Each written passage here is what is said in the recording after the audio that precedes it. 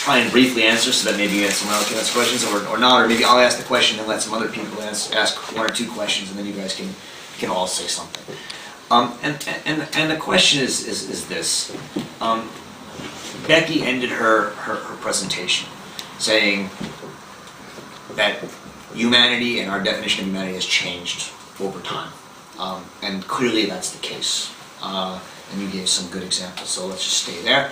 But we could also say that there is a certain sense in which what human has stayed the same. And we can go, if we could teletransport back to Bill's world in ancient Greece, we would probably recognize human beings as human beings physically. And we would also, I think, recognize one other aspect of human beings, which a man named Sophocles talked about at that time, which is that on the one hand, human beings are technological beings. They strive to overcome themselves, as he says in the Ode to Man. And yet they're mortal beings. There's certain limits that they can't overcome, right? Now, whether or not we can ever solve the traveling salesman problem, what all three of you seem to assume, and you can correct me if I'm wrong, is that at some point, whether it's in 35 years or 50 years or 70 years, there's a decent chance that, as Freeman Dyson says, the new artists of the future, you guys, are not going to be painters, you're going to be working on genes. And we could be creating whatever we're going to call them, humans or whatever, that look like, half human, half ape, half human, half horse, half human, half computer. We could be growing new kinds of beings.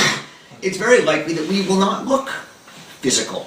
We may not even have a physical presence. We may be spiritual presences who live on computers. So that's a change that is unlike any of the other changes, right? And it's also a chance that, while limits may not exist, and Bill talked a lot about limits, the limits that we've recognized as being human, which is whether the average life expectancy is 40 years or 80 years, is not that big a difference. But when you get to immortality, when you get to 1,000 years, which these people may live to, right? That changes things. Do we recognize ourselves as part of the same species? And on an ethical level, as Barbara was talking about, when we can, in a sense, calculate to a degree unbelievable, unknown to human comprehension, right? That what it would mean to have the Earth survive or to live on another planet, we may require changes from a technical point of view in humanity that allows us to survive in a good way. That would be ethically problematic. That never would be possible, conceivable to a human population from the Greeks until the present. So three different ideas of a transformation that all three of you seem to accept, that I think really do raise the question of, is the new species that Kurzweil is in a sense asking for going to in any way be meaningfully human? All right. We don't have a lot of time, so let them think about this. And does anyone else want to throw a question into the mix? Or should we let them answer this and see if we have more time? Thomas, what do we do? It's related question, which is about the significant, and presumably no one, no offense if anyone has a neural implant, but presumably no one here does yet. And so the part of what comes home to us is the implications for we pre-neural implant people to think about what the good life is, what the moral questions that Barbara was asking, and that you all eventually were.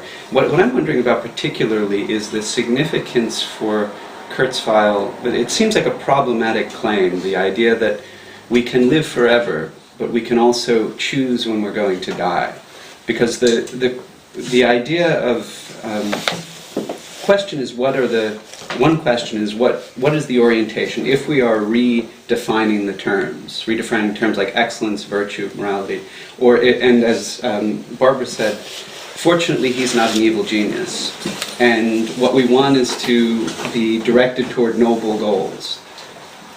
How it is that we know he's not an evil genius, or how it is that we know what a noble goal is is part of what's at question, what it is that orients that moral inquiry. And what it traditionally, the idea of eternal life for the Christian West, and even for Kant, actually, it was sort of the end of the Christian West, but an attempt to articulate a modern morality. Even for Kant, the idea of the eternality of the soul is crucial for orienting moral life. So it seems important that Kurzweil wants there to be the possibility of a very long time that we might be around, so that the decisions we make, we have to live with for a very long time. But on the other hand, we also don't. We can end it when we want. It's our decision to end it when we want. So the question is, given that picture, what orients? What are the signposts? What orients our rethinking of what a noble goal is? What orients our redefinition of the terms, such that they have, such that we recognize them as good, as we should do this and not do that? We have really 10 minutes, so I'm going to give you each 3.5 minutes, and I'm going to have to be a little bit more strict so we can get this done. Anyone want to begin? I'm going to go back in Could reverse begin order. with we. Okay, we can, sure. The word we. Is that a group reaching consensus, or is it on a one-by-one basis? And if we can merge human and machine intelligence, he points out again and again, as computers can merge with each other, so we human/machines will merge with each other as we please, which he rather fancifully compares with falling in love. So the social organization of this future of long-lived beings is problematic. I'm quite concerned with public discourse on assisted suicide if I'm being kept alive to 110 with low quality of life and enslaving you folks to support me and in a proportion of your wage power that is far greater than now. So, but I do want to say that a wonderful Bard student 10 years ago, Steve Bureau, went from here to an MA in philosophy where his thesis was, the question was, would we, if the bodily problems were solved, want to live forever? And his answer was, some people would, and this is why. Humans are happy from having projects, and as you're involved in the project, in the flow of the project, you are happy. And there are potentially an infinite number of projects. So even though we've uploaded our brains, we're spiritual beings, we can set one project after another and be happy engaging it and finishing it, or we can multitask. So he says perhaps not all people are like that, but he personally thought he wouldn't mind living forever. So Thank you very much. Yeah, just briefly, that's my thoughts as Thomas was asking the question were also going to this idea, sort of the question of boredom, I think, becomes absolutely essential if you think about a 1,000-year lifetime. I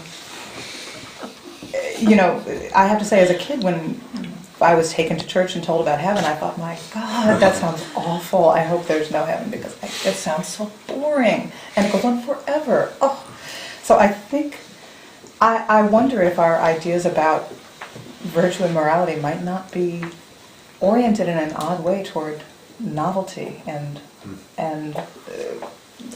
projects of whatever kind, something to keep one engaged seems to me incredibly more important.